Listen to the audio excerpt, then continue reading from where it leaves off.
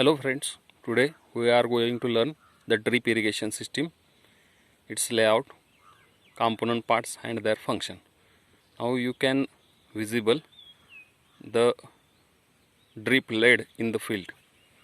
So we will start from the first component.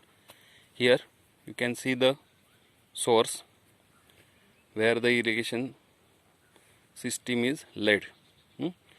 From the well the water is carried here in this field. Then the black part you can now visible is a filter. The function of filter is to filter the water to remove the impurities which the water contains. Before the filter there may be fertilizer tank which can be used to provide supply the fertilizers to the field. So it will save the manpower. After the filter there is a valve, sluice valve we can say, which can be used to control the water. After the sluice valve there is a PVC pipe. It is a main supply pipe. From this the water can be supplied to the field. If this field is small, if the field is large, then distribution pipe will be attached to the main supply pipe. Here directly laterals are attached to the main supply pipe. The black pipes are the laterals. From the black pipes laterals the water is supplied to the roots of the crop.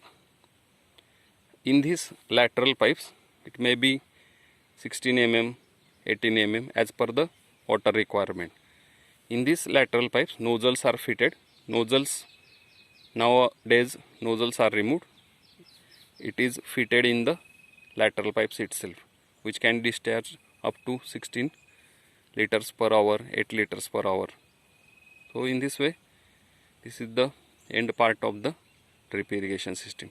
Advantages we can say, it saves the water, it can irrigate the large area in a less water, it can direct irrigate to the roots of the plant, avoids the salination of the soil.